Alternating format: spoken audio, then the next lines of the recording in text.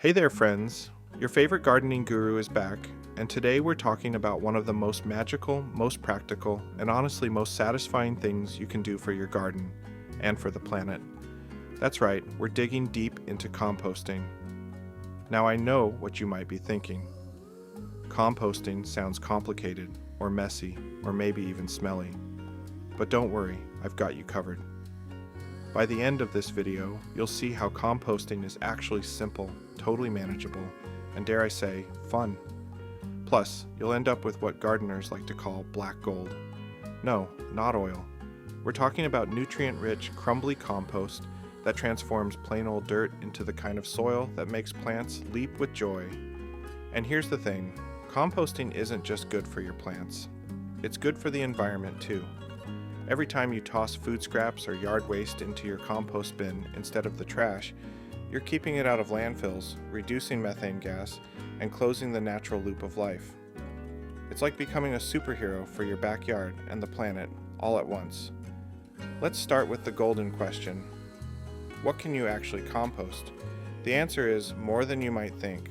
Compost needs two main ingredients, greens and browns. Greens are the wet, nitrogen-rich stuff, like vegetable peels, fruit scraps, coffee grounds, and grass clippings. Imagine your morning banana peel or that soggy lettuce that's been in the fridge way too long. All of that is compost gold. Then we've got the browns, the dry carbon-rich materials.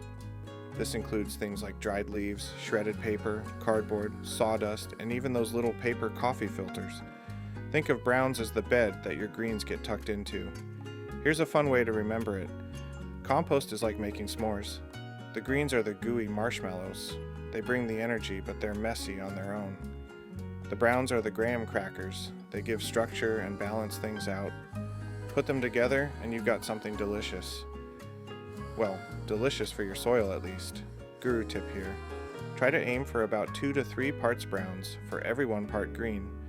That's the secret recipe for keeping your compost balanced, active, and smelling earthy instead of funky. Now, here's the other side of the coin. There are a few things you really don't want to toss into your compost bin. Skip the meat, dairy, and oily foods.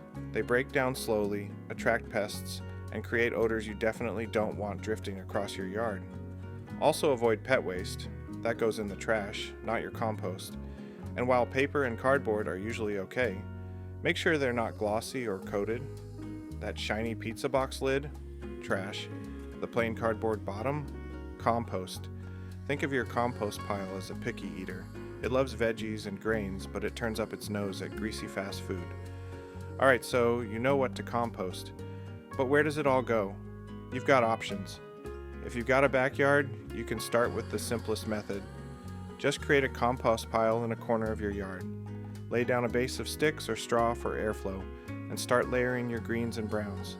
That's the old school, low-tech method, and it works beautifully. Want something a little tidier? You can use a compost bin, basically a container with openings that keep things neat while still letting air in. Then there are compost tumblers, which are like big rotating drums. You just give it a spin every few days, and it mixes everything for you. Super easy, super fast, and if you're short on space, don't worry. You can still compost indoors. Countertop bins, worm bins, or bokashi buckets are all options for apartments or small homes. These let you compost without a backyard and without the mess. Honestly, once you see how easy it is, you'll start to wonder why every kitchen doesn't come with a little compost setup built right in. Okay, here's where the magic really happens. To keep your compost pile happy and breaking down quickly, you need 3 things: moisture, air, and balance. Moisture. Think of a damp sponge. That's the level you want. Too dry and your compost just sits there. Too wet and it turns into a smelly swamp. If things are dry, sprinkle a little water. If things are soggy, add more browns like shredded paper or dried leaves. Air. Composting is a living process, and those little microbes need oxygen. That's why it's important to turn or stir your pile every week or 2. A pitchfork works great, or if you've got a tumbler, just give it a spin. It's like giving your compost a breath of fresh air. Balance. Remember that greens to browns ratio? That's the secret sauce. Too many greens and you'll smell ammonia. Too many browns and things will decompose slowly. Keep the balance and your pile will cook away happily, heating up and breaking down in record time. Now let's be real, not every compost pile is perfect right away. Sometimes you'll run into issues, but don't worry, they're easy to fix. If it smells bad, like rotten eggs, it usually means there are too many greens. Add more browns, mix it up, and you'll be back to that nice earthy smell. If it's not breaking down fast enough, it might be too dry or too cold. Add water, mix it, and make sure you've got a good balance. Worried about pests? A well-managed compost pile shouldn't attract animals. Keep meat, dairy, and greasy foods out, and if needed, use a closed bin. Simple fixes for simple problems. So how do you know when your compost is ready? Look for these signs. It's dark, crumbly, and smells like fresh earth. You shouldn't be able to recognize any of the original food scraps. Finished compost can take anywhere from 2 to 6 months depending on your method. But trust me, it's worth the wait.